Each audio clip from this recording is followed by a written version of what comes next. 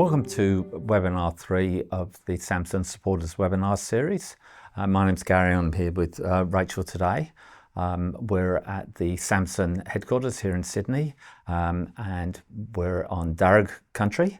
I'd like to acknowledge the traditional custodians on the lands which we're meeting. I'd like to acknowledge and thank elders past, present and emerging, and thank them for caring for the lands and the people upon it. I'd also like to acknowledge all those people with lived and living experience who may be watching the video or maybe members of their family, and thank them for sharing information with us and helping us to improve our services and the support they provide us in the work that we do. Today we're going to talk about relationships, challenges and rewards. That's number 3, as I said, of our webinar series, and please take time to check out webinars 1 and 2. Which we previously worked through.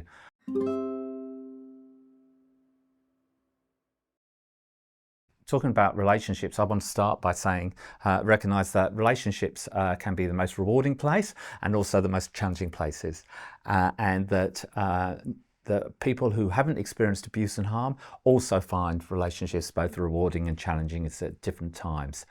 The difficulty for people who've experienced abuse is they don't have any experience outside of that, so they only know their own experience, and the things that come up for them, they can think it's it's something wrong with them. Whereas this is just the everyday flow of relationships and working things out together. So the templates can be different. Yes, they can. And I recognise people can grow up in very different households.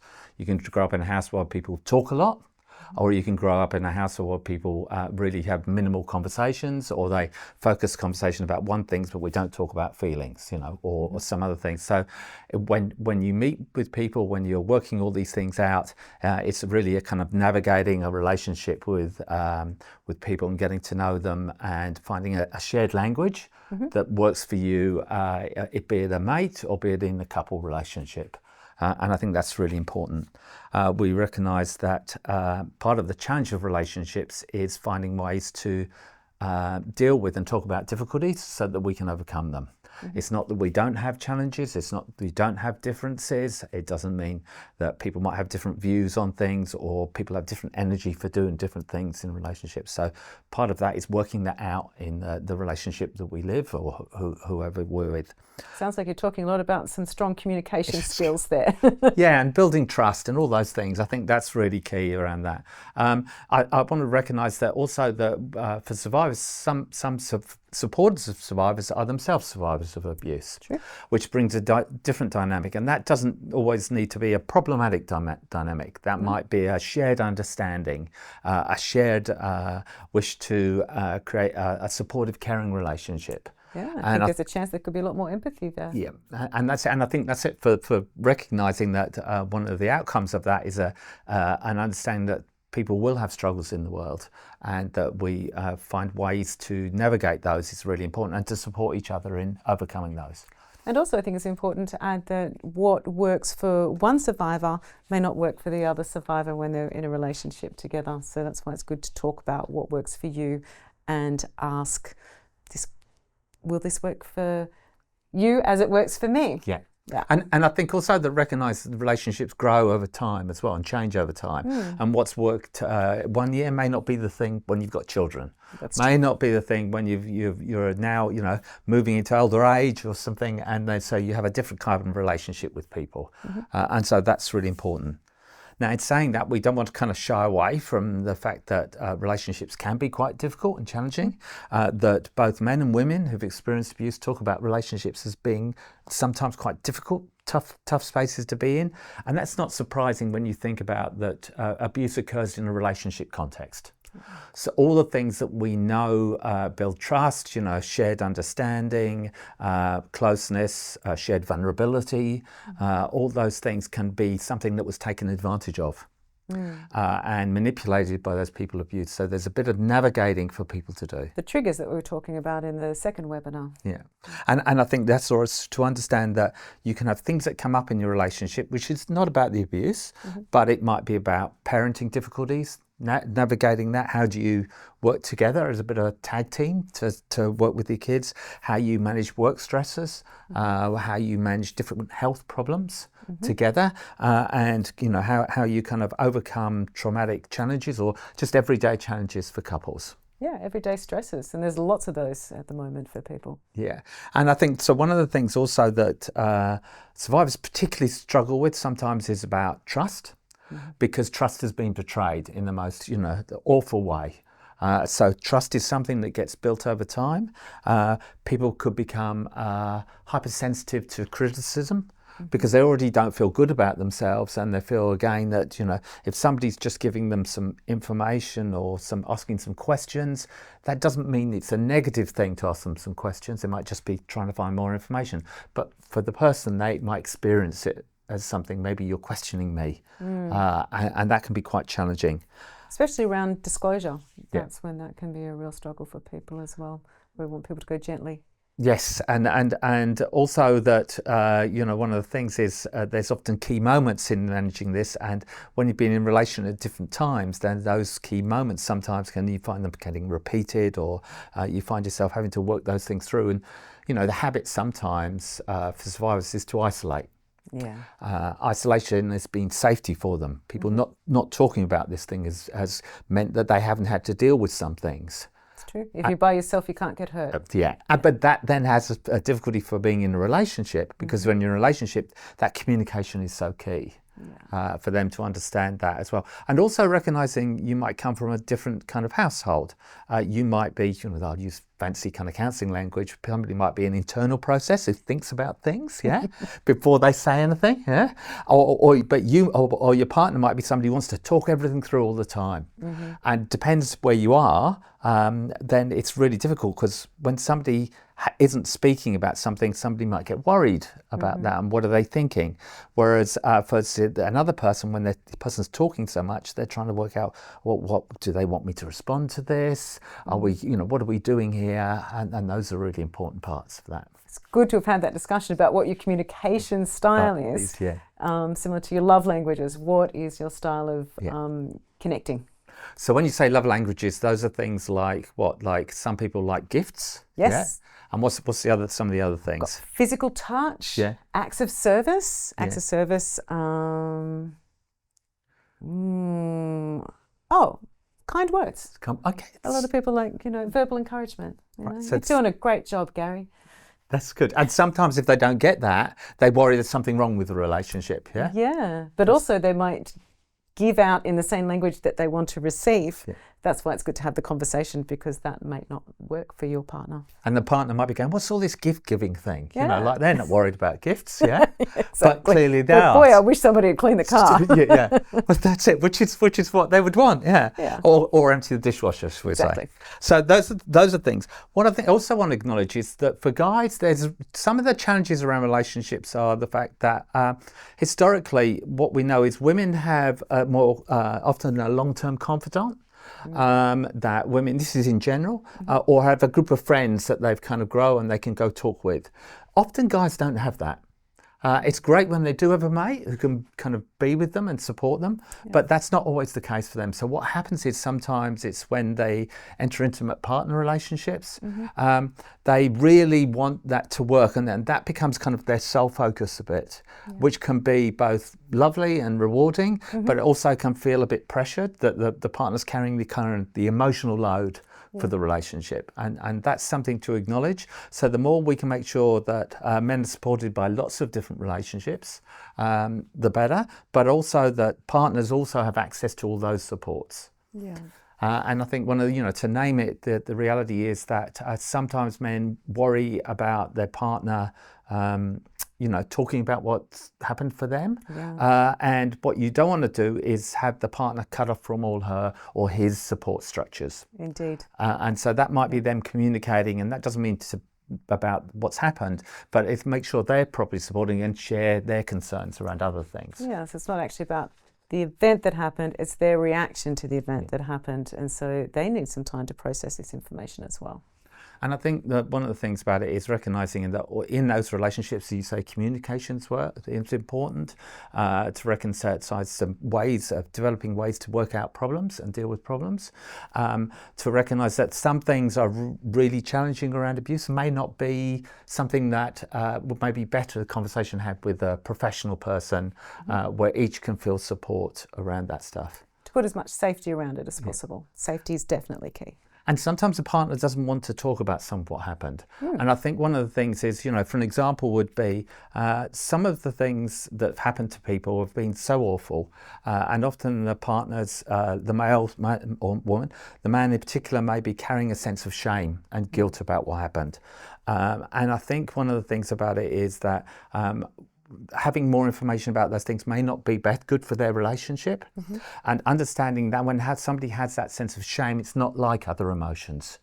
And I'm going to read out a quote here from Shannon Malloy. He wrote a book about this. He's a man who experienced childhood sexual abuse, and he was talking with another survivor. Yeah, and he was trying to articulate what this sense, carrying this weight of shame, is like.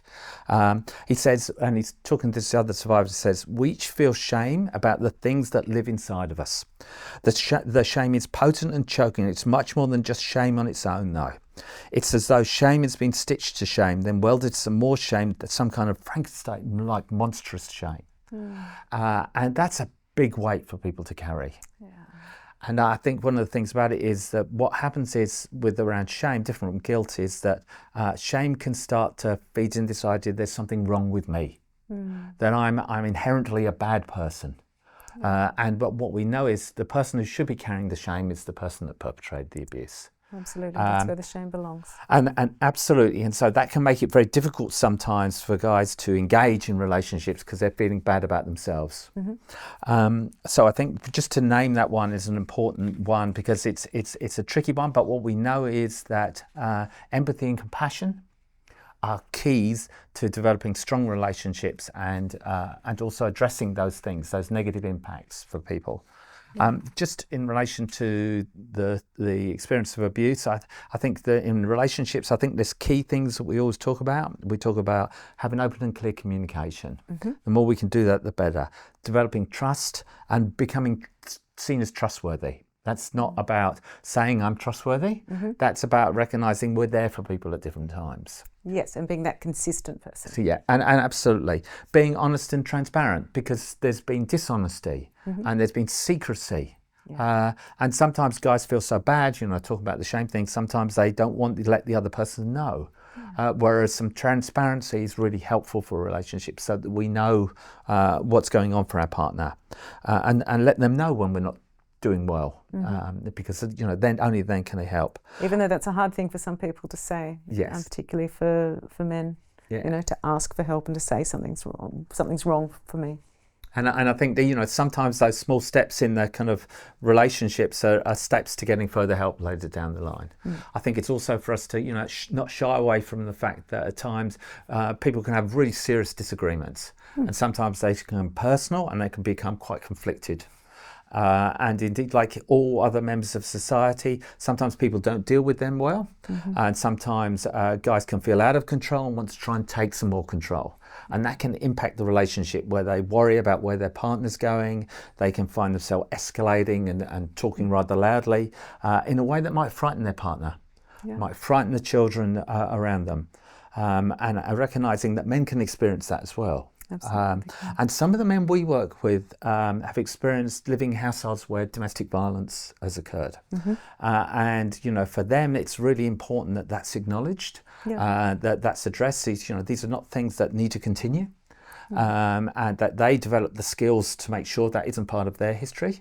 But also they want as well to create a different life because they know what it was like to live in that house. And actually, that living in a house where there's domestic violence often makes the children more vulnerable to somebody else kind of taking care of them and then manipulating them. It's true. And so that's really important to recognise the finding ways to work together to address difficulties and any conflict that happens in those relationships. So what you're saying is growing up in a family violence household is not something that needs to be taken with you as part of your way of being in a household as an adult. You can make different decisions. But also I'd hear, men know that. Been a very good. Men who've experienced abuse are really, really clear about that. The ones I'm speaking about, and about how the efforts they've made to make sure their children are safe, that their partner's safe, that they communicate in a way that they improve the lives of the partners, the family, and everybody around them. And I think that's a really important part of that. Yes, I would say that survivors are very protective of their children and their families overall. Safe. They know about unsafety, so they try to create safety. Yeah, and I think that's really important. So it's really good. So I recognise we haven't covered all the topic areas there, and we'll come back and talk a little bit more about a couple of things. But there's the questions and answers that I know Jill and David are going to talk through now. And so thank you for taking time to listen to us for this part of the webinar.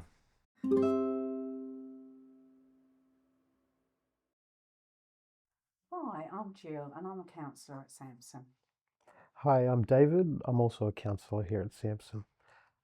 We've got some questions today about relationships. These are some of the common questions that Jill and I have heard from time to time. So the first question we have here is, my partner or family member is isolating and will not communicate with me about how he's feeling. How can I approach this with him? Thanks. Yeah, good question. And look, a very common one. Often a survivor wants to I guess reach out, but can sometimes really struggle to do that, and that can often be a number of reasons. It could well be, they don't know how to. They don't know how to kind of reach out and talk to their partner or talk to whoever's supporting them. So they kind of maybe withdraw a little bit. It could even be their style and their communication style, which may not even be related to the child sexual abuse. So, it's important as the supporter to, I guess, be understanding of that. Give them some space. Take some time around that. Let them know that you're there for them. Um, in relation to sort of talking to them, take some real baby steps. Take it slowly. Find a time that maybe works for both of you. Maybe when it's quiet, when the people aren't around, when your partner or your family member is feeling comfortable, and I guess just really acknowledge that it's tough for them, and just go really slowly. Sometimes sitting down and talking may be a little bit too much, so maybe go for a walk. And it doesn't have to be talking about what happened to them or even the impacts, just general chat about the day. Walking and talking together can often be less confrontational. You're not facing each other, you're walking beside, outside. So that could be a really nice relaxing way to connect. And then you take it from there really, and just take it really slowly, using that calm communication and just making space for each other, and just kind of moving from there. It can be just a really helpful way to start. And sort of following on from that, we often find also another one that we hear, David, is around participating in the family. So this question here, I'm concerned he is not fully participating in our family life. What should I do about that? Yeah, another good question. So, taking those baby steps, as you've already mentioned, Jules, sort of easing into that conversation and finding, a familiar way to interact is always a good way. So that gentle approach, definitely, so that the survivor doesn't feel, attacked in any way, and that you're expressing your own concerns in a way that, you're wanting to address healthfully.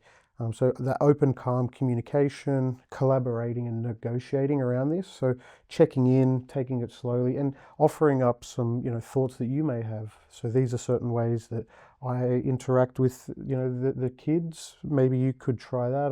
Or I understand that, physical touch might be a bit hard for you. Maybe you'd like to just maybe voice something. Little things like that, alternate ways of expressing those interactions and getting him involved in the family life. Acknowledging the impacts of where he's at as well. So, this might be something that's affecting him in a different way that you don't quite understand or that he's unable to express. And being calm about stating your own needs is very important as well. And just taking that time, as we've said. And if your partner is sort of sharing something with you about this, it's important to take the time to just, process that and find what will work best in this family dynamic. Yeah. Another sort of question, Jill, that we have here is, I just found out that my partner was abused by a member of his family, and while he seems okay about seeing them, I never want to see them again. Am I being reasonable? I mean, that's a real tough one, isn't it? I mean, you know, as the supporter to find that out, it could be a real shock. Um, and it could be, it's very likely the survivor has been aware of that for a very long time. So in a way, they've maybe learned to deal with it. They've dealt with it their whole life. So it's important, I think, to acknowledge, you know, as a supporter, your own response to that. You know, it is a shock, and um, you know, the impact of that on you is so important. But also at the same time, maybe sort of validating that, but also validating the experience of your partner or the survivor in your life, and how they've dealt with that. You know, because it's something that they've lived with for a while. But there would also be a sense of betrayal, I think, of trust of this potential perpetrator, family member. So making space for those feelings, and as a supporter, maybe taking some time before you react, actually thinking, how am I going to respond to that? You know, taking some time to regulate the shock maybe you may be experiencing. There may be some of those, I guess, sort of symptoms, that fight or flight type response that you're experiencing. So, actually, you know, slowing down a bit, taking some breaths, and how am I going to respond? Think about what that response is going to look like, and thinking, how can I communicate this calmly with my partner or whoever the survivor is, and how then do we come up? How do we then move forward from this, and try and you know, acknowledge your feelings, of course, but at the same time understand where the survivor may be coming from too, and work out a plan together to move forward. Um, and following on from that, a question that was also coming as well. My partner gets angry and yells when I want to go out and see my family and or friends. The kids and I feel afraid. What can I do? Mm. Yes, it's a very important question and scenario. So that kind of behavior, that's not okay. It is verbal abuse, the yelling, and directing that anger, and it's a controlling behavior. It is coercive control, and that's a form of domestic abuse, domestic violence. Um, you know, we all become angry, but it's when you're directing that anger that it then becomes the abuse, and causing fear is that verbal abuse that leads to domestic violence. There are specialist organisations out there that can help support you and your children, and you know this can help support you and your partner through this time as well. So getting that specialist support is really important to navigate the space, because you know you are someone who's trying to care in this situation, and you want the best possible outcome. So you don't have to do it alone. Getting support can be both-sided as well. Support for yourself, support for your partner, and it can start to change these behaviors, because yeah, they're not acceptable behaviors. You know, I've worked with men that have used violent behavior, who have, you know, turned their lives around, and have dedicated their energy to their supporters, to their family, and to changing that for a betterment of their own life. And our website has a few resources around that, and a couple of those services as well. The next question we have here, Jill, is how can we build trust in our relationship? Thank you. And look, and the foundation for relationships really, and but also at the same time remembering that survivors of child sexual abuse, you know, the perpetrators, there was a betrayal of trust. So that's important to acknowledge that, I think. And maybe the survivor may have grown up in an environment where trust in relations has never been modelled. You know, they've not experienced that. So that's where you, as a couple or as a family, can kind of work together on that, and you know, really acknowledge the impact of the abuse on how the survivor is experiencing the lack of trust and really struggling with that, but then working together and say, well, how can I support you? What boundaries, what limits can we set that work together for us? And then we can start to build that trust very gently, baby steps, taking it slowly, open, calm communication, being respectful, and bringing all those things in so that you can really start to, as a couple or as a family, start to connect. Um, and there's things that you can do around that. So, for example, if we're talking about a couple, you know, there are ways that you can start to, check in with each other. Each morning or each evening, how are you going? Maybe scheduling some time each week for going out together as a couple for dates, talking, just finding time to maybe talk about if there are things that are challenging in the relationship. Maybe you set a bit of private time aside, maybe that walking and that talking, maybe you go out and spend some time and sort of address and really open up that communication. And over time, with that communication and spending time together and being there, showing empathy and compassion for each other, you can start to maybe rebuild that again in the relationship. So, following on, the next question, he seems to want to wrap up our son in cotton wool. He doesn't want him to go for sleepovers. What can I do? Yeah, yep. It's a parenting question that we get from time to time for sure. And we often we know that survivors, they're fierce protectors of children. They've been in a vulnerable situation as a child, so seeing their own kids is something that they don't want to see go through that. So there's this protection element to it. So it's important to explore these sort of reasons, these feelings, because that's something that may be going on. And his son in this scenario, in this question, may be the same age or around the same age as the abuse that happened to him. So there's some of the thoughts that may be going on for him. And what we suggest is taking that time to collaborate as a parent or co-parent, and talk through the best possible way to protect this child. What does that look like? What options are there? Can we check in with the kid? Can we take our time to ease these feelings and concerns by giving your son some options, such as a phone, or the time of day that you'll be picked up, these sorts of things. Things that you will make you feel safe as a parent, and that will also ease his feelings as well.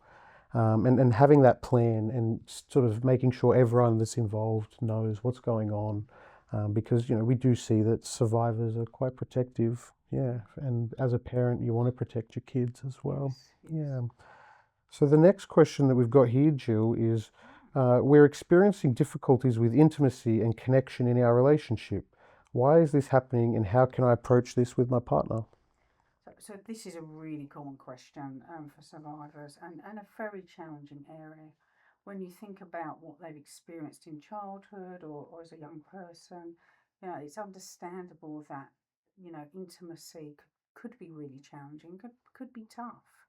And also, when we talk about intimacy, we're talking about sexual intimacy, but we're not just talking about that. We're also talking about emotional intimacy, physical intimacy, such as touch, and intimate connection, within a relationship. So it's about, I think, validating the survivor's experience, normalizing. Look, it's understandable. You could feel that way, and you're finding that really tough, and saying, well, what can we do to start to rebuild that, start to build that together? So, again, taking it really slowly. Lots of open, kind, compassionate communication. Feedback to each other, feeling so you can both feel really safe, because the survivor could be feeling unsafe. So, really acknowledging that and being respectful, um, making time for each other, and some of the stuff I talked about earlier on, with that, the check-ins, the catching up, and the going out on a date, things like that, they can all play into that as well, because that's where that kind of emotional intimacy starts to come. Physical intimacy, maybe around touch, working out, well, what does the survivor feel safe and comfortable with? Maybe when they're not feeling comfortable, we could have a word or a phrase that they can say, and then they can kind of remove themselves. So just coming up with a little bit of a plan around that. But also at the same time, I think as a supporter, being really aware of how you're feeling in that moment as well, and what you're thinking, and feeling that you can kind of very calmly communicate that as well.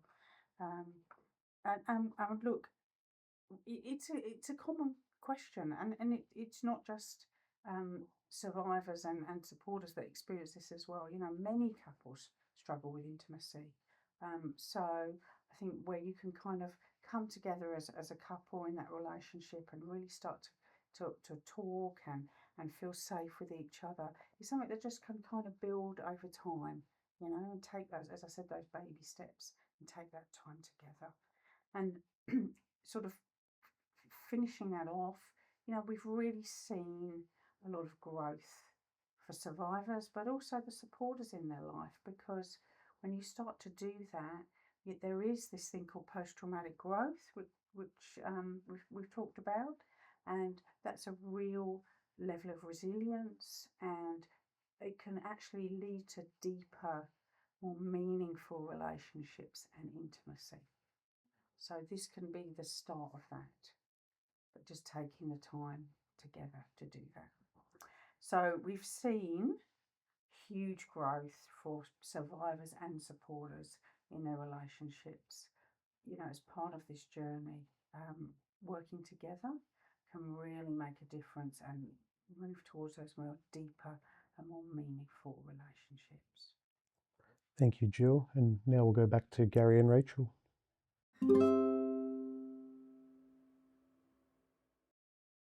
And continuing that conversation about relationships, challenges and rewards, I suppose we just kind of reiterate how all relationships can have challenges, and navigating some of these differences or difficulties that people can have from having experienced abuse. It doesn't need to be that it's all going to be bad. It's all going to be doom and gloom. It's about recognizing that being in a rewarding relationship where you have worked stuff through over time can be a very, very powerful place to be. A very strengthened relationship. A life enriching. It's like going through adversity together. And so having that sense of the ability and the capacity to manage difficulties and get through difficult times is really, really important. But also that relationships can be such a rewarding and joyful place as well. And it's that the reality is that if we're, when you're doing something with people, it can be so much more fun. It can be so much more enjoyable. And I think that's a really important part of this. And so that closeness and intimacy that people can have in relationships, not just in partner relationships, but just in relationships in general, it's really important because it's life enhancing and life giving. One of the realities is also when we've started to think about talking about trauma and abuse and all of those things, what we're becoming more and more aware of is that actually being with somebody and living with somebody and working through stuff together, there can be a thing what's called vicarious resilience. That not vicarious trauma like we experience trauma because people have experienced trauma, but when people get through stuff, we can develop that resilience as well in being part of that kind of journey with them. It can give us a greater understanding of suffering, but also our capacity for overcoming adversity, which is so important, we need to acknowledge. A greater sense of meaning in life. We know how bad things could be, but also and the sense of what's really meaningful and purposeful work for us and the kind of relationships we want to be in and live with. Appreciation of the relationship, but also greater degree of compassion. And empathy. And empathy, and those are really tricky things. To have that compassion for self and for others is really, really important. So that's one of the kind of rewards of being in relationships and working stuff through sometimes. That doesn't mean it's not. People sometimes don't need to take breaks, and that we all need to stick in there if it's really, really struggling. We don't. Sometimes it's better to step away for a while. But it's also rewarding to be able to step back in and to work stuff out and have that experience. And what we've heard repeatedly is a greater sense of purpose and pleasure from being in those relationships and being able to support and care for each other and express kindness together. And I think one of the things also about recognizing overcoming trauma and dealing with impacts in people's lives is not just about always talking about the bad stuff. It's about creating little moments together. It's about going for walks. It's about having times that we can call forth about and not get stuck in some of the difficulties, but recognizing the shared joy that we have together, the things that we bring into each other's lives and we share with each other. So not everything's about the trauma. No. You know, we don't relate everything back to trauma. Trauma is part of the whole. Yeah, and that's not what we want the centre of the relationship about. No. We want about the shared experience, about supporting each other, about shared interests, be it whatever it is those interests are, about recognising we're independent people who we want to take care of our own well-being, but also we want to support and encourage our partners or our family members, our mothers, fathers, brothers, sisters, sons, daughters. Yep. And really work with that and see that as about relationships. And not all relationships need to be big, deep, intensive relationships. Some can be just general meetings up and just wonderful get-togethers. Yeah, exactly. And so I finishing up, I suppose I'm aware of a couple of quotes. Now, you've got one and I've got one, so... Okay, I'll go first. Yeah. Our relationship is so much stronger now that we are talking more and working together. And so recognising that's an important part of that communication that we say. Yeah. And I got another one, which is from a guy who says, when I look around, I'm proud of what we have achieved and how close we are. Yeah. And about recognising that there can be quite a powerful experience of being together and overcoming that adversity and building a really supportive, caring, nurturing relationship. And a focus on the strengths in that relationship, the shared strengths as well as the individual strengths. Absolutely. Yeah. That's our webinar on relationships and the challenges and the rewards. I should say that in watching this webinar, please invite you to take some time when you've finished to step away, to think about what it is you want to do, but also to re-engage with the world around you. You can always come back to it, you can play it again, you can take away what you find valuable. But please do reconnect with your world. We recognise we've kind of talked about some tough topics and difficult for people. So please make sure you do that work that gives you good energy and helps you feel connected and supported in your work. Use all those strategies for connection. Yeah. And the other thing is recognise that in finishing up here, that we've got one more webinar to go. And that webinar is specifically going to be responding to your questions. And so we wanted to leave that room because we recognise whilst we've covered a lot in these 3 webinars, it's not all of the possible questions people could have. There's quite some general information there. And so we're very much inviting you to send us some questions and we'll be looking to respond to those with a webinar in November 2025. Now, if you've now, it's past November 2025, please, feel free to go back and look at what that final webinar was like. And maybe there's some information there that helps you. But this is very much responding to you on what be the key questions that you would like answered. And hopefully we'll be able to do that in that final webinar 4. Please continue to take care of yourself, continue to look after those loved ones and engage with those loved ones and make the most of all the things that are important for you and live a supportive life and relationship.